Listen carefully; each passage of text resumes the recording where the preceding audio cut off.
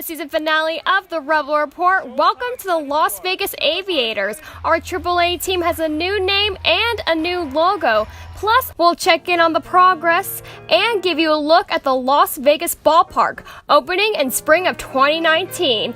Also, the Vegas Golden Knights win against the Dallas Stars on the goalie pads of Marc-Andre Fleury. Plus, we get the history of Hey Reb, and we show you that we aren't perfect this season with some funny bloopers. The report starts right now.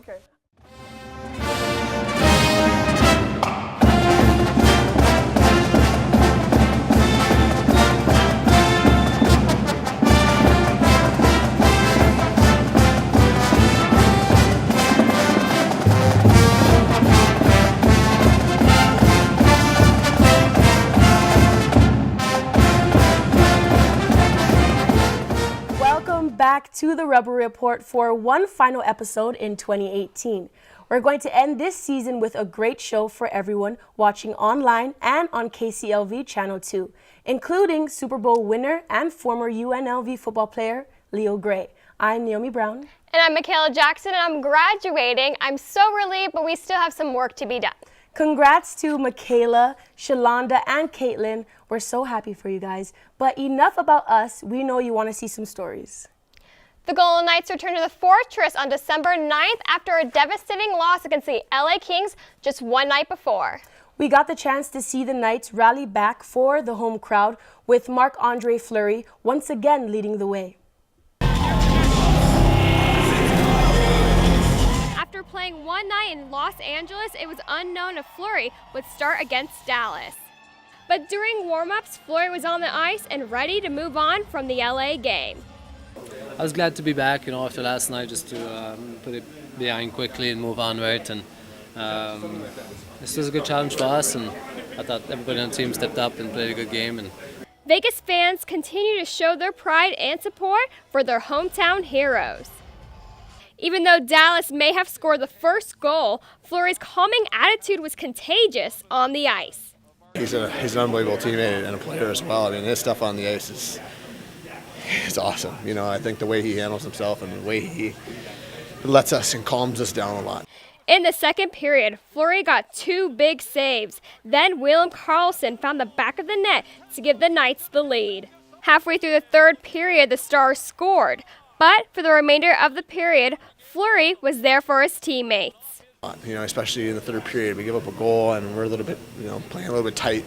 He's back there calming us down every time you're going by him, talking and making, it's ho-hum for him, ready to go up for the rest of the game. And never gets too excited unless he's having fun.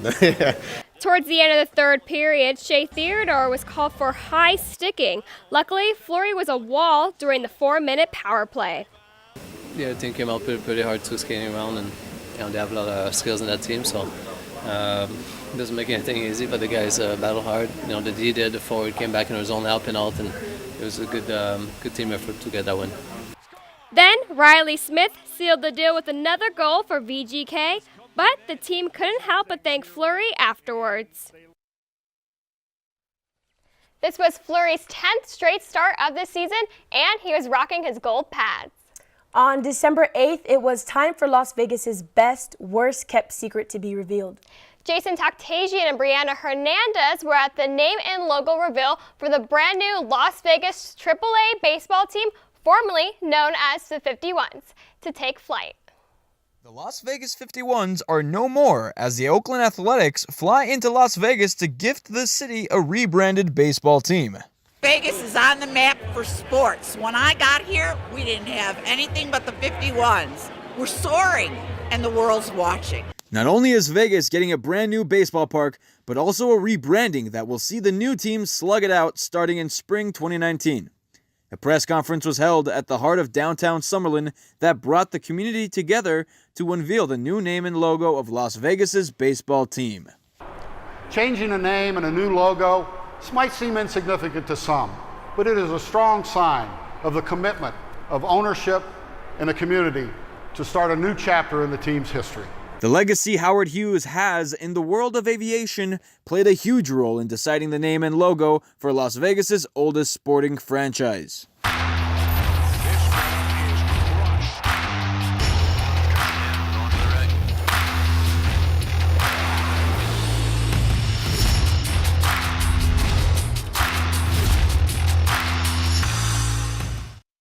The Howard Hughes name is synonymous with the relentless pursuit of achievement. We continue to be inspired by his legacy as we set out to create vibrant destinations and communities that will stand the test of time. After months of anticipation, the name and logo were officially revealed.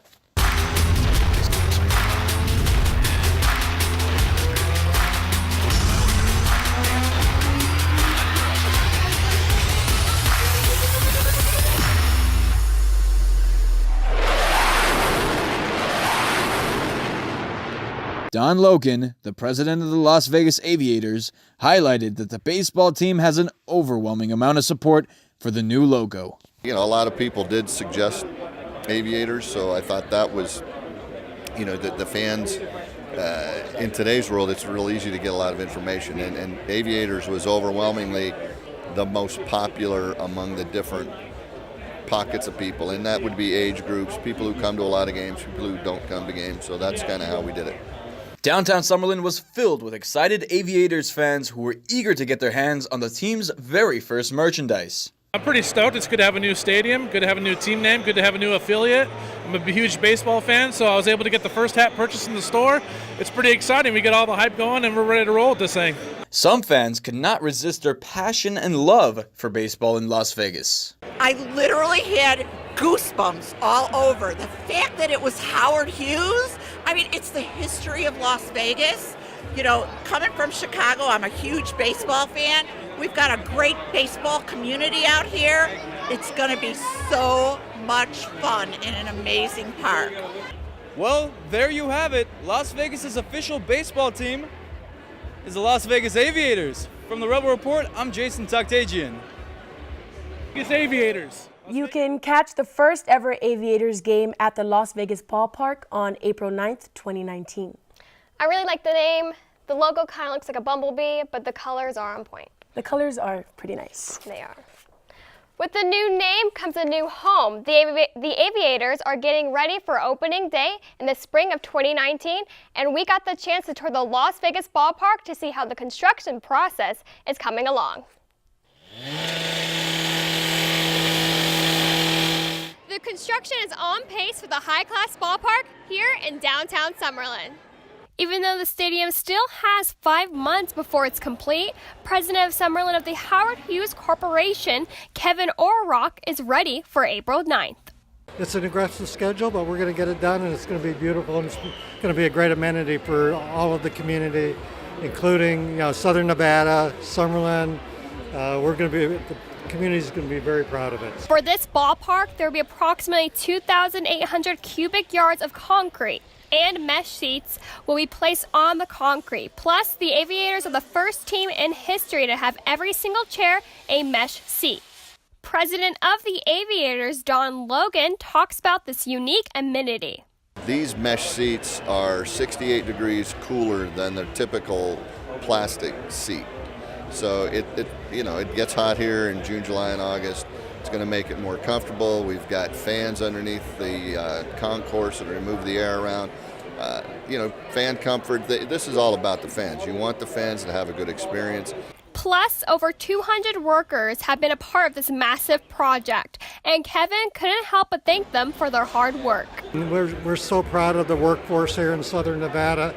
Those guys, day in, day out, this is all about them, actually. At the end of the day, they're the guys that make this happen. The third level of the stadium is full of extravagant rooms, from the owner's suite to the party suite. Lastly, the press will be on the fourth level with a breathtaking view of the field and the fans. Home plate may be cement at the moment, but soon the Aviators will slide into home. For the Rebel Report, I'm Michaela Jackson. Here's another construction fact for you. 1,500 tons of steel will be in the stadium. The Runnin Rebels are limping out of the gate this season with a 4-4 record, with BYU coming to T-Mobile Arena December 15th. But where did it all start to crumble?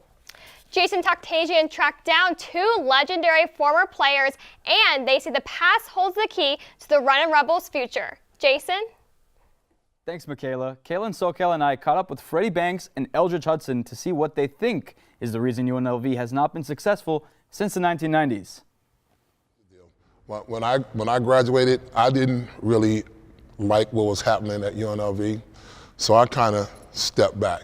Eldridge Hudson is not the only former Runnin' Rebel who walked away from the program. A lot of Rebels, alumni, did the same thing.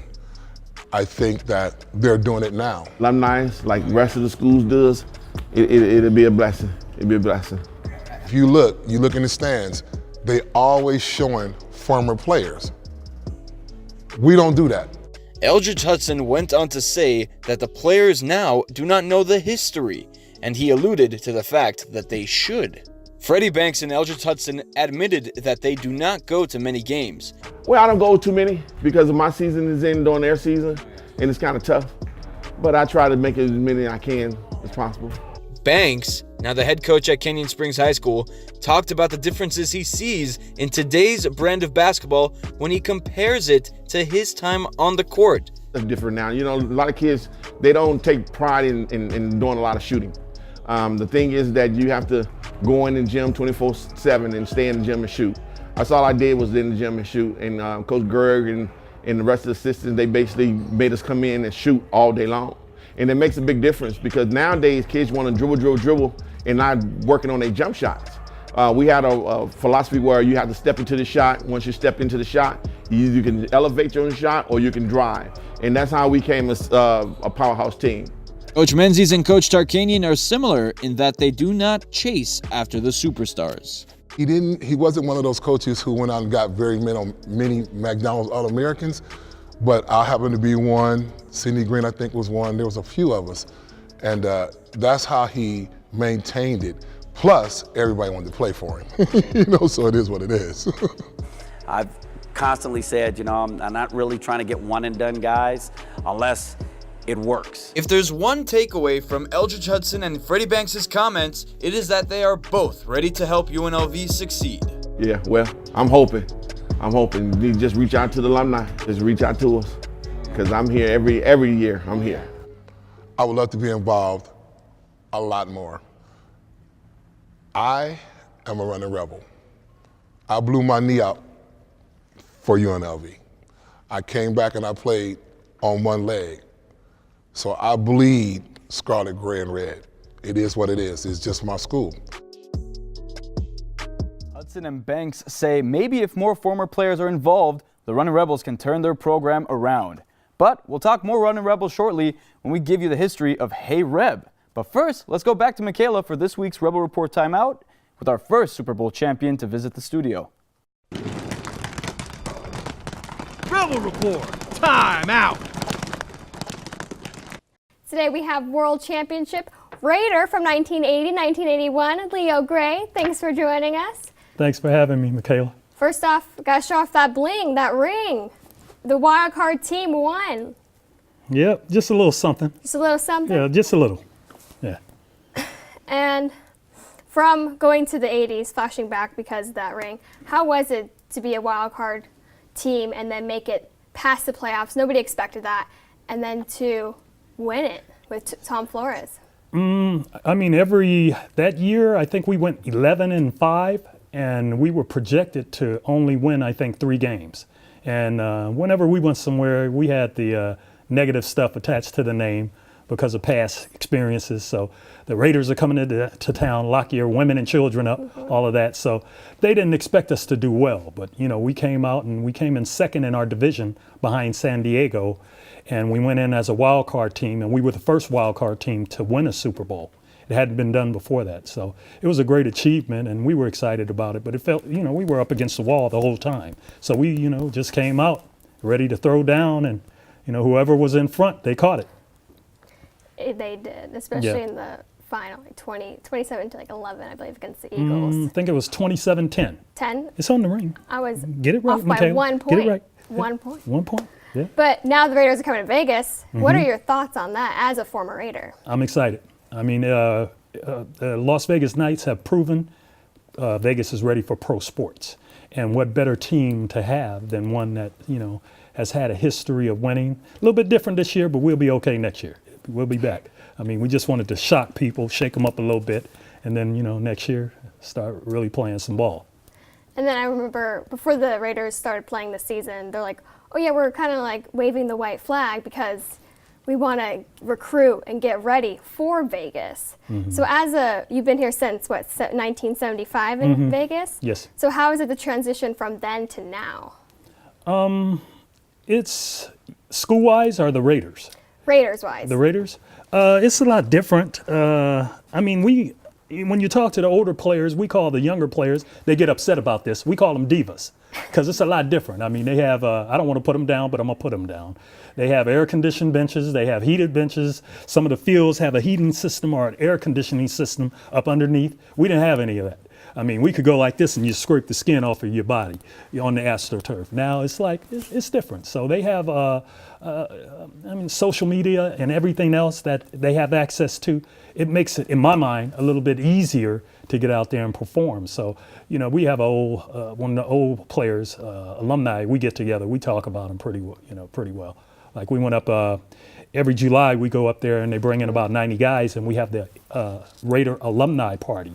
And so we're there for about 4 days and we go and watch practice and we sit in the stands, and if they mic'd us, it'd be something, really funny, because we sit up there and watch what goes on, but it's different. And then with the concussions and everything else, that's why it might seem a little off, CT, whatever. You just you have a tendency of trying to protect players a lot more than when we played. When we played, you got knocked out, you got dazed. We would have the little smelling sauce, a little capsule. We pop it, you wake yourself up. It wasn't nobody running out there to wake you up and go to concussion protocol. It's different, So now it's, divas. I know they take concussion tests before they actually play. And then speaking of the 70s, you played for UNLV football back then. How is it for the back then to compare to now, especially that there's a Fremont cannon? You might not believe it, Michaela, but we did have helmets with face masks. It wasn't that, we didn't have leather helmets or any of that stuff. But when I came here, Tony Knapp was our coach. He had a history of winning. And most of the players were recruited, at that time it was Pac-8, by Pac-8 schools. So it wasn't like this was the only place you could go. And we would win. We would go 9-2 or 8-3. I mean, we had a history of winning because it was different. And then you had guys where we could go 2-3 deep at a position. I mean, guys could just flat out play. And I think the year I came out, we might have had 10 guys sign contracts with NFL teams. So it was, you had people moving and going to the NFL, and it was a lot different than probably what you hear now. But they'll be back. I'm excited about them playing in the Raider Stadium, sharing the stadium together. And I think that's going to help with the recruiting process. Coach Sanchez will be able to bring in, because again, going back, I'm not going to say diva again, but going back to the kids coming out, they want to be on television. They want to play in a bowl game. They want to, so when you have a professional stadium right there where they walk in the locker room and see all of these guys they've only seen on TV, it's an incentive. So you'll tend to get some guys that come here that probably will went elsewhere. Yeah, UNLV actually has their own locker room, and then the team that they're playing against, they have their locker room, and then it's the Raiders, and then it's the opponents. And if I'm not mistaken, I think they have their own field too. I think they're going to roll it in like they do in Arizona, roll in the UNLV field, and then roll in the Raider field. Yeah. Exactly. Yeah. Thank you so much for coming. It's a pleasure always talking to you about the Raiders. You aren't a Rebel if you don't know who Hey Reb is. He's at every game, every event, and many might not know this, but the person under the suit is actually a student here. Haley Jorkis and I were able to talk to the son of the creator of UNLV's mascot and a former Hey Reb to see exactly what it takes to be the man behind the mustache. Hey Reb has been the beloved mascot at UNLV for 36 years. Mike Miller created Hey Reb in 1982 and sold the drawing to UNLV for only $1. Although Miller passed away in 2014, his legacy and work lives on at UNLV and through his children. His son, Don Miller, attended UNLV and is proud to share what his father has done for the university and the community. He sold it to the university for $1 as a contribution to the community. He was always a very generous contributor to the community. We've always said, had he not sold it to the university for $1 but kept the rights to it, we'd all be millionaires by now. But you know what? My entire family, we're all graduates of the UNLV. At a fast glance, Hey Reb might look like a cowboy to some, but What does the UNLV mascot really represent? So he developed the Hey Reb character, which you see, contrary to others' opinions, is of a mountain man. Hey Reb is originally a mountain man. That's how he conceived it in the full mountain man wardrobe. He did a number of different pieces with the rifle, without the rifle, other adaptations of it. An infamous rebel who also had ties to Mike Miller will always be known as one of the men behind the mustache. John Jersey Goldman was Hey Reb for 6 years. He wore the costume proudly and says that he would not have been able to attend the university if not for Miller's creation. And the passion is why he sold it for $1. If you just picture all the Hey Reb material, swag and pictures, and my license plate has Hey Reb on. I mean, how crazy is that to think if any of us had that much of an impact, to be able to meet him and be in pictures with him where it was just me and him in front of the Thomas and Mack was amazing. Hey Reb now has several different outfits depending on the game or event. Goldman has been a number of different characters, yet claims that the Hey Reb costume was the most comfortable to wear. Hey Reb and even the suit that I do now are much more fitting of the body. So really when you take them off, it's like, all right, cool. I just took an extremely heavy and muscular sweater off, or jacket. It is impossible to talk about UNLV and not mention Hey Reb. From his statue in front of the Alumni Center, to the shirts Rebel received during freshman orientation, to every home football and basketball game, Hey Reb is there to remind us all what it truly means to be a Rebel. Everything that I did during that, the crowd surfing to the rappelling down the side of the Rio, it's been a total of 49 different characters that I've performed as. And Hey Reb is by far the best. Before the logo changed in 2017, there was controversy around campus and the community that Hey Reb was tied to a Confederate soldier. We can now lay it to rest that Miller's design came from his interest in drawing mountain men, and that the term rebels comes from UNLV breaking off from UNR.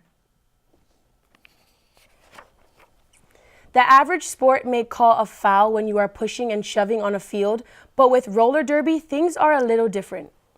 Cindy Mercado met with the local team, the fabulous Sin City Roller Girls, to find out more about the sport. Vegas is becoming known for our sports teams. We have the Runnin Rebels, along with UNLV football, VGK, and we'll soon be getting the Raiders. But did you also know that we are home to the fabulous Sin City Roller Girls? Roller derby was created in the late 1930s, but the idea came from the 1885 Go As You Please competition, a 6-day event at Madison Square Garden, New York. The sport was founded by Leo Seltzer and was influenced by a combination of roller skating and dance-a-thons. The Seltzer family created skate-a-thons, and they put a couple of rules to the skate-a-thons, and then they said, let's make a game out of this. And they sat down in a bar one night, and Leo Seltzer and his son Jerry wrote rules out on a bar mat, and we're like, I think we have a game. The Polo Grounds in New York City marked the first location where roller derby was televised, and it caught the nation's attention. The sport moved back and forth from Madison Square Garden to Los Angeles, California, spreading roller derby from coast to coast. It was initially on a bank track. They would take the bank track from city to city and kind of do like expositions, and like try to get everyone interested in roller derby. In 1973, the popularity of the sport came to a halt, and Seltzer had to dissolve the roller derby organization. Several attempts were made in the following decades to revive the sport, but it wasn't until the early 2000s when it grew a following. When the resurgence happened, we play on a flat track now. It's a lot easier to kind of find your event space and logistic-wise travel from city to city. The shift to a flat track helped the sport grow in popularity, and as of 2010, there are 450 flat track roller derby leagues internationally. The fabulous Sin City Roller Girls were founded in 2005 and are one of 3 roller derby teams in the city. We're within a governing body called WIFTA. Women's Flat Track Derby Association. There is bank track as well, but the official roller derby these days is all flat track. Women make up 98% of active derby skaters. It is a sport formed of female athletes who aren't afraid to get down and dirty. Often women's sports suffer in attracting audiences, but you wouldn't know what you're missing out on unless you see for yourself. Unfortunately, historically, women's sports don't have that big of a following. They kind of get a bad rap, but this is the real deal. You know, these aren't plays that we're, rehearsing and things like that. It is full contact. We have broken bones and we have pulled muscles and torn ligaments and everything else. So it's the real deal. The Sin City Roller Girls keep audiences thrilled with shoving and pushing, but this also means it's common for derby skaters to sustain both minor and serious injuries. Last November, we were doing one of our mashup games. I was pivoting. I went to throw offense on someone, and he was inverted. I went up to hit him with my shoulder. He dropped his shoulder down on top of mine and dislocated it. The best part is after the madness, when everyone forgets about the competition and enjoys each other's company. We have on-site after parties, so it does get a little bit, there's a ruckus at the end, but it's all in good fun. Everyone has a great time. We will beat the heck out of each other on the track and then have beers and hug each other after. If you want to know what it takes to be a derby skater, teamwork is the foundation to succeed. Roller derby is definitely a team sport, and that's one of our goals for the team, is for us to become a team, like not just wearing the jerseys but going out there and like playing hard together and everything like that. So being a teammate and being ready to be a team player is essential. Roller derby is often a sport associated with misfits, but the fabulous Sin City Roller Girls know how to bring empowerment to the Las Vegas female community. For Rebel Report, I'm Cindy Mercado. The Sin City Roller Girls invite everyone to try new things and step out of your comfort zone. This new season will roll in February 16th, but they'll be having a fresh meat orientation on Thursday, December 13th. We want to welcome the crew of Rebel Report. Come on, guys. Our whole crew is going to come up. Woo. All my classmates, all of our classmates. Woo. Yes, all of us. Well, we hope you enjoyed the last episode of the season. Please follow us on all our social media, Instagram at Rebel Report _UNLV, Twitter at Rebel Report UNLV, and Facebook at Rebel Report UNLV. Thank you so much for coming on this journey with us. We hope to see you next semester. Happy holidays. But before we go, sometimes when we work on our shows and stories, we get a tad bit whimsical. Here's this semester's bloopers showing some of our funny moments we hope you enjoy.